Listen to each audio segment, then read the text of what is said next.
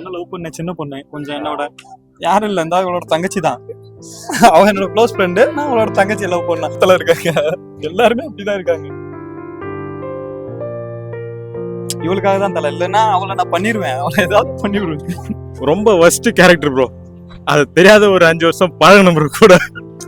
Nothing bro, அவங்க நல்லா இருக்கட்டும் அவ்வளவுதான். ஒரு சிம்பிள் பசங்களை பொறுத்தவரையும் அவ்வளவுதான் ப்ரோ. நல்லா இருக்கட்டும்ன்ற ஒரு வார்த்தை மட்டும் தான் ஒரு பசங்க வெளியே மதிச்சு. வேலையில இல்லைன்னு சொன்னாலே யாருமே மதிக்க மாட்டாங்க. என்னோட 2 வருஷம் லைஃபும் போச்சு, சம்பளமும் போச்சு. அவர்கிட்ட இன்னொரு கம்பெனிக்கும் போக முடியல. அதான் ஒரு பெரிய இதான். அதான் என்னோட இது ஒஸ்ட்னு ஃபீல் பண்ணுறேன். என்ன ரீசனே தெரியாமல் பிரேக்கப் பண்ணிட்டு போச்சு. யாரும் சொல்ல வரல, திரும்பி வந்தால் நல்லா இருக்கும் அவ்வளோதான்.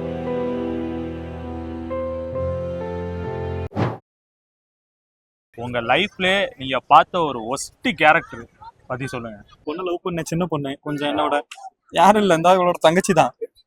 அவ என்னோட க்ளோஸ் ஃப்ரெண்டு, நான் அவளோட தங்கச்சி லவ் பண்ணேன். அந்த பொண்ணு தான் ப்ரோ. அந்த பொண்ணால தான் லவ் பண்ணி கொஞ்சம் பிரேக்கப் ஆயிடுச்சு. இந்த பொண்ணு நல்ல பொண்ணு தான், ஆனா அவ தங்கச்சி எப்படி இருக்கா, அவ சொந்த தங்கச்சி தான். ஆனா என்ன பண்ணிக்கிட்டு இருக்கும்போது ஒரு 3 பேரை பண்ணிக்கிட்டு இருந்திருக்கான். எனக்கு தெரிஞ்சிருச்சு. ஆனா நான் விட்டுட்டு வந்துட்டேன். இவளுக்காக தான் அமைதியா விட்டு வந்துட்டேன். இப்போ அந்த மாதிரி கேரக்டர்ஸ்லாம் நீங்க என்ன சொல்ல விரும்புறீங்க? சொசைட்டில இருப்பாங்கல்ல இந்த மாதிரி வந்து எல்லாருமே அப்படிதான் தலை இருக்காங்க. எல்லாருமே அப்படிதான் இருக்காங்க. இல்ல நீங்க ஒன்று சொல்லணும்னு தோணும்ல. இப்ப வந்து நடந்துருச்சு, நடந்ததுக்கு அப்புறம் ஒரு வலி இருக்கும் மனசுக்குள்ள, இதெல்லாம் பண்ணாதீங்கடான்னு சொல்ல தோணும்ல. அந்த விஷயத்த சொல்லுங்க. அதெல்லாம் என்ன சொன்னாலும் பண்ணிக்கிட்டு தான் தலை இருப்பாங்க அவங்க. இவளுக்காக தான் தலை, இல்லைன்னா அவளை நான் பண்ணிடுவேன், அவளை ஏதாவது பண்ணி விடுவேன். ஃப்ரெண்ட்ஷிப் வந்து காப்பாத்து. இல்லைன்னா லவ் பண்ணி திரும்பி அவளை நான் ஏமாத்தணும் ப்ரோ. அது ஏமாத்தணும் தான் இருக்கேன். எடுப்பேன். இல்ல ரிவெஞ்ச் எடுக்கிறா என்ன கிடைக்க போகுது அதுல? அவளுக்கு புரியணும்ல ப்ரோ. அதே மாதிரி இன்னொரு பையன் பண்ண மாட்டால. அப்படி ரொம்ப ஒஸ்ட் கேரக்டர் ப்ரோ. அது தெரியாத ஒரு 5 வருஷம் பழகணும் ப்ரோ கூட. மனசு கஷ்டம்ன்றது ஒரு பக்கம் விட நல்லா இருக்கட்டும் ப்ரோ அவ்வளவுதான்.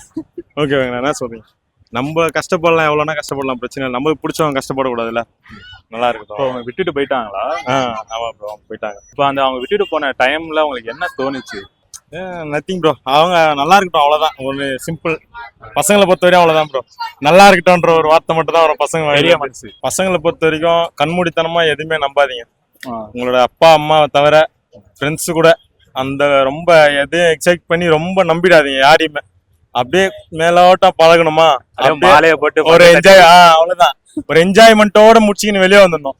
நம்ம லைஃப் அதுல வைக்கவே கூடாது. அது வச்சோன்னா லாஸ்டா பெயின் நம்மளுக்கு மட்டும்தான், நம்ம கூட பாக்குறவங்களுக்கு யாருக்கும் இல்லை. என்ன ரீசனே தெரியாம பிரேக்கப் பண்ணிட்டு போச்சு. உங்களுக்கு என்ன ஐடியா இருக்கா ஏன் அப்படி விட்டுட்டு போனாங்க? இந்த மாதிரி சத்தியமா எனக்கு அதுவும் தெரியாம தான் சுத்திக்கிட்டு இருக்கேன் நானும். என்ன ரீசன் எனக்குன்னு தெரியல. என்ன நடந்துச்சு, ஏன் டக்குன்னு போனாங்க? ஒண்ணும் இல்ல, ஏதோ பேசும்போது அவங்க அப்பா வந்துட்டு அவங்க அப்பாட்டெல்லாம் நான் பேசிக்கிறேன் அப்படின்னு சொல்றத வந்து கொஞ்சம் ஃபோர்ஸா சொல்லிட்டேன். உங்க அப்பாட்ட நான் பேசிக்கிறேன் அப்படின்ட்டு கொஞ்சம் உரிமையை எடுத்து பேசிட்டு அவ்வளவுதான் பேசினேன். மாமனார்னு கொஞ்சம் உரிமை. எங்க அப்பா வந்து அது எப்படி நீ வந்து எங்க அப்பா வந்து அவன் சொல்லலாம். லெட்ஸ் பிரேக்கப் முடிஞ்சு. அதுல என்ன ஒரு கொடுமையான ஒரு சம்பவம்னா, அன்னைக்குதான் எங்க செகண்ட் இயர் லவ் ஆனிவர்சரி. அன்னைக்கு? ஆமா, காலையில வந்து சர்ப்ரைஸ் பண்ணி எல்லாம் முடிஞ்சு, மதியம் வந்துட்டு சர்ப்ரைஸ் ஆயிடுச்சு, எனக்கு சர்ப்ரைஸ் ஆயிடுச்சு, அவ்வளவுதான். So this is my worst. இப்போ அவங்கள்ட்ட என்ன சொல்ல விரும்புறீங்க? ஏதாவது சொல்ல கேட்க விரும்புறீங்களா, சொல்ல விரும்புறீங்களா? எதுவும் சொல்ல விரும்ப, திரும்பி வந்தா நல்லா இருக்கும், அவ்வளவுதான். ஸோ 2 வருஷத்துக்கு முன்னாடி கோடம்பாக்கத்தில் ஒரு கம்பெனியில் ஒர்க் பண்ணிட்டு இருந்தேன். நான் வந்து அப்போ வந்து பேச்சுலராக இருக்கும்போது ரூம் ரெண்ட்டுலாம் சம்பளம் கொடுத்தாங்கன்னா ரூம் இது பண்ணிகிட்ருப்போம். ஒரு 1.5 வருஷம் வரைக்கும் வேலை பார்த்துட்டு இருக்கும்போது எனக்கு வந்து ஒரு 30,000 தரேன்னு சொல்லி தான் யூஸ் பண்ணாப்புல. ஸோ நான் இப்போ அமௌண்ட்டு கேட்கும் போதெல்லாம் 30,000 கொடுக்க மாட்டேன். ஒரு 5,000 ரூபா, 4,000 ரூபா, 3,000 ரூபான்னு கொடுத்துட்டு இருந்தாரு. கடைசியாக கேட்கும்போது அவர் சம்பளத்தை ஒழுங்காக கொடுக்கல. அப்போல்லாம் பயங்கர ஸ்ட்ரகிளாக இருந்துச்சு. ஏன்னா வாடகை கொடுக்க முடியாமல் ஹவுஸ் ஓனர்லாம் பயங்கரமாக திட்டி வேலையை விட்டே ஊருக்கு போயிட்டேன். ஸோ என்னை பொறுத்த வரைக்கும் அதுதான் வந்து முடிச்சுட்டு ஊருக்கு போன மாதிரி கிட்டத்தட்ட பார்த்தீங்கன்னா 55,000 ரூபா வரைக்கும் அமௌண்ட் கொடுக்கல. 55,000 ரூபாய் உங்களுக்கு கொடுக்கல? 55,000 ரூபா வரைக்கும் வேலை பார்த்ததுக்கு 55,000 ரூபா வரைக்கும் கொடுக்கல. பட் அதை தான் மறக்க ட்ரை பண்ணுறேன். எல்லாருமே சென்னைக்கு வர்றது ஏதோ பேச்சுலர்ஸ் எப்படியும் ஸ்டே பண்றது தான். அட்லீஸ்ட் தங்குறதுக்கும் திங்கிறதுக்கும் இதுதான் ஒரு வேலைக்கு போவோம். அதுல ஏதாவது சேவ் பண்ணி தான் ஃபேமிலிக்கு அனுப்பி விடுவான். ப்ராப்பரா எனக்கு சர்டிஃபிகேட்டையும் கொடுக்கல. நான் சம்பளம் கேட்டேன்னா சர்டிஃபிகேட்டையும் கொடுக்கல. அதை வச்சு நான் இன்னொரு கம்பெனிக்கு போக முடியல. ஏன்னா ஐடியை பொறுத்த வரைக்கும் பார்த்தீங்கன்னா கவர்மெண்ட் எம்ப்ளாயி மாதிரிலாம் கிடையாது. ஸோ நீங்கள் ப்ரீவியஸ் கம்பெனியில் ப்ராப்பராக உங்களோட ரிலீவிங் லெட்டர் இருக்கா, எக்ஸ்பீரியன்ஸ் சர்டிஃபிகேட் இருக்கான்னு கேட்பாங்க. நான் சம்பளம் கேட்டனால அதுவும் கொடுக்காம, ஸோ அதை தான் வாழ்க்கையில ஃபர்ஸ்ட்டு இதை நான் ஃபீல் பண்ணுறேன். வேலையில் இல்லைன்னு சொன்னாலே யாருமே மதிக்க மாட்டாங்க. ஒரு ஏஜுக்கு அப்புறம் நீங்கள் வேலை இல்லைன்னு நீங்கள் சொல்லி பாருங்க, உங்கள் ரிலேஷன் மேரேஜ் ஒரு ஃபங்க்ஷனுக்கே போக முடியாது. உங்களை யாருங்க பார்ப்பாங்க? உங்களை பெரிய ஹீரோவை பார்த்துட்டு இருந்தவங்க வேலை இல்லை சொல்லுவாங்கல்ல, அதாவது மீசம் முளைச்ச தோளுக்கு மேல வளர்ந்துட்டான்னு சொல்லுவாங்கல்ல, அதுவே பெரிய பிரச்சனை. வேலை இருந்தா மதிப்பாங்க. என்ன கிட்டத்தட்ட 55,000 ரூபா வரைக்கும் ஏமாத்திட்டாங்க. அதனால இருக்கிற ரூமை காலி பண்ணிட்டு ஊருக்கு போயிட்டு அங்கேயும் போய் வேலை இல்லைன்னா மதிக்க மாட்டாங்க. பஸ் என்னோட 2 வருஷம் லைஃபும் போச்சு, சம்பளமும் போச்சு. அவர்கிட்ட இன்னொரு கம்பெனிக்கும் போக முடியல. அதான் ஒரு பெரிய இதான். அதான் என்னோட இது ஒஸ்ட்னு ஃபீல் இப்போ பண்றேன். லைஃப் எப்படின்னு இருக்கு? இப்போ ஓரளவுக்கு ஓகேவா? இப்போ ஓரளவுக்கு ஓகே தான். வந்து சித்தி தான் வேணும். அவங்க எப்படின்னா ஒரு ஹெல்ப் சித்தின்னு பண்ணி சொல்லிட்டீங்களே. சித்தி, பட் எனக்கு நிறைய சித்தி இருக்காங்க, அதுல யாருன்னு தெரியாது. ஓகே. சித்தி இருக்காங்க. அவங்க எப்படின்னா ஒரு ஹெல்ப் பண்ற மாதிரி பண்ணிட்டாங்க. பண்ணிட்டு அதை அவங்களே வந்து எல்லாத்தையும் சொல்லி காமிச்சிட்டு கடைசியில என்னோட கேரக்டர் வந்து பிளேம் பண்ணிட்டாங்க. நீங்க வந்து ஒரு ஹெல்ப் பண்றீங்களா, அதை வந்து அந்த வீட்டுல இருக்கவங்ககிட்ட மட்டும் சொல்லுங்க. எல்லார்ட்டையும் போயிட்டு இவங்களாதான் வந்து கேட்டாங்க, அதனாலதான் நாங்க இவங்களுக்கு பண்ணோம் அப்படின்ட்டு சொல்லாதீங்க. அது மட்டும் சொல்லி தான் காமிக்காது. சொல்லி இல்லாட்டி காமிக்காதீங்க. ஹெல்ப்பே பண்ணாதீங்க. ஹெல்ப்பே பண்ணாதீங்க. நாங்க கேட்கவே இல்லை, நீங்களா தான் வாலண்டியரா வந்து பண்றேன்னு சொல்றீங்க, அப்புறம் நீங்களே பண்ணாம போயிருவீங்க. இவங்களே பாமா வைப்பாங்களா? அதான் இவங்களே குண்டு வைப்பாங்களா, அதுக்கப்புறம் இவங்களே அதை எடுப்பாங்களா. சித்தப்பா தான் அவரு. போன டைம் கூட சென்னை வரும்போது எனக்கு பிஜில தங்குறதுக்கு வந்து நான் பெர்மிஷன் கேட்டிருந்தேன். எனக்கு அந்த தங்குற இடத்துல வந்து ரொம்ப அன்ஈஸியா இருந்துச்சு. ஸோ சித்தப்பா வீடுங்க தானே இருக்குன்னு சொல்லிட்டு நான் எந்த ஒரு ஹெசிடேஷனுமே இல்லாம கால் பண்ணேன். கால் பண்ணிட்டு இந்த மாதிரி எனக்கு அன்கம்ஃபர்டா இருக்கு, நான் வந்து ஒரு 2 days நாங்க ஸ்டே பண்ணிக்கலாமா அப்படின்னு சொல்லி கேட்டேன். அவங்க வந்துட்டு கேட்டுட்டு நான் கூப்பிடுறேன்னு சொன்னாங்க. பட் ஆனா கூப்பிடவே இல்லை. சரி ஓகே, நம்ம சித்தப்பா தானே, இக்னோர் பண்ணாம நான் மறுபடியும் கால் பண்ணிட்டேன். கால் பண்ணதுக்கு அப்புறம் என்ன சொல்றாங்கன்னா, இல்ல அக்கா வந்து வெளியே போகணும்னு சொல்றா, அது கொஞ்சம் இதா இருக்கு அப்படின்றா.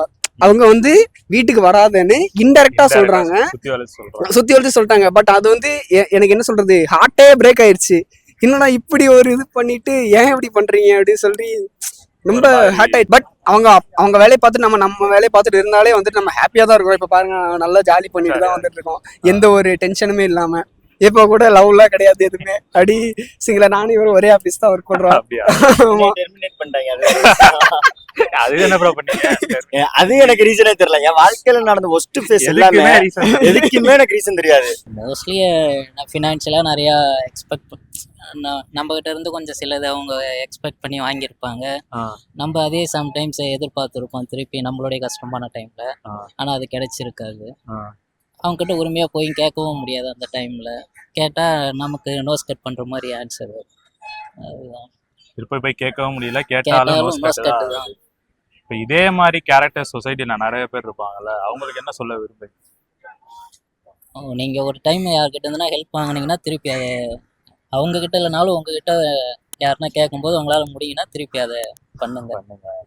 ஒஸ்ட் கேரக்டர்னா அது அவர் அங்க ஒருத்தர் உட்காந்துருக்காரு. அவரே ஃப்ரெண்டா தான் இருக்கும். அவர் என்னோட பிரதர், கசின் பிரதரு. ஓகே. ஒரு பொண்ணு என்ன பார்த்துச்சு. சரி. பார்த்துட்டு பார்த்துட்டு பின்னாடியே போனேன். இங்க அதெல்லாம் வேணாம்னு சொல்லி திருப்பி வாழ்க்கையே ஒரு டர்னிங் பாயிண்டா திருப்பி கொண்டு வந்துட்டான். சேர்ற நேரத்துல அந்த பொண்ணு நம்மள பார்த்துச்சு, பார்த்துட்டு இப்படி கொண்டு வந்துட்டான். அவன் தான் இருக்கிறதுல ஒஸ்ட் கேரக்டர். அவருக்கு என்ன சொல்ல விரும்புறீங்க? இந்த மாதிரி கேரக்டர் தான் என்ன சொல்ல விரும்புறீங்க? தயவு செஞ்சு என் கூடவே இருக்க, என் வாழ்க்கையை விட்டு போடான்னு நான் சொல்றேன். இல்ல, ஒரு மெசேஜ் மாதிரி சொல்லுங்க. சொசைட்டில நிறைய பேர் இருப்பாங்கல்ல, ஏன்டா பிரிச்சு விடுறீங்க? உன் வாழ்க்கை தான் இப்படி இருக்கு, மத்தவனாவது வாழ்ந்துட்டு போட்டுடா, ஏன்டா இப்படி பண்ற அப்படி சொல்லலாம். திருப்பி நீங்க ஏதாவது ரிவெஞ்ச் எடுக்கணும்னு நினைச்சிருக்கீங்களா அவருக்கு? அது அவனுக்கு அமையவே இல்லை. அமைஞ்சா அவனுக்கு ரிவெஞ்ச் எடுக்கலாம். அவனுக்கு அமையவே இல்லை. அவனை ஏதாவது யாராவது பார்த்தாங்கன்னா இழுத்துட்டு வந்துடலாம். அவனை யாருமே பார்க்க மாட்டேன்றாங்களே. அந்த காரணம் அவங்க பிரிச்சு விட்டாங்க. ஆமா, பிரிச்சு விட்டான். நீ மட்டும் ஏன்டா ஜாலியா சந்தோஷமா இருக்கேன்னு அவங்க க்ளோஸ்ன்னு நினைச்சு ஷேர் பண்ணிட்டு நம்பி ஷேர் பண்ணிருப்பீங்க. அதை வச்சு பின்னாடி அவங்க வந்து ஃபன் பண்ணிட்டு இருப்பாங்க. பின்னாடி பேசுற மாதிரி வச்சு உங்களோட கிண்டல் பண்ணிட்டு இருப்பாங்க. அது சுத்தமா அது அந்த மாதிரி தான். அந்த மாதிரி ஒருத்தவங்க பண்ணிருக்காங்களா? பண்ணிருக்காங்க. தெரிஞ்சவனே உங்களுக்கு எப்படி இருந்துச்சு? க்ளோஸ் ஹார்ட் ஆகும் ப்ரோ நமக்கு. அது நம்ம க்ளோஸ்ன்னு நினைச்சுட்டா அவங்கள்ட்ட சொல்லிட்டு இருக்கோம். நமக்கு கஷ்டமான இருக்க விஷயத்த ஷேர் பண்ணிருப்போம். அதை வச்சு அவங்க ஃபன் பண்ணும்போது அது இன்னும் நமக்கு ஹர்ட் ஆகும். திருப்பி யாரையும் நம்ப முடியாத சுச்சுவேஷனும். இப்போ அந்த மாதிரி கேரக்டர்ஸ் வந்து நிறைய இருப்பாங்கல்ல சொசைட்டில, அவங்களுக்கு இப்பெல்லாம் பண்ணாதீங்க அப்படின்னா நீங்க என்ன சொல்லுவீங்க? இந்த மாதிரி கேரக்டர்ஸ் பண்ணாதீங்கன்னு சொல்ல விட நம்ம வந்து யார்ட்டையும் ஷேர் பண்ண முடியாம முடியாது. யாராவது ஒரு பர்சன்ட் ஷேர் பண்ணி தான் ஆகணும். நீங்க சொல்ற பர்சனை வந்து நீங்க சூஸ் பண்ணிக்கோங்க. எல்லாரையும் நம்பிடாது. நம்பிடாதீங்க எல்லாரையும். சரி.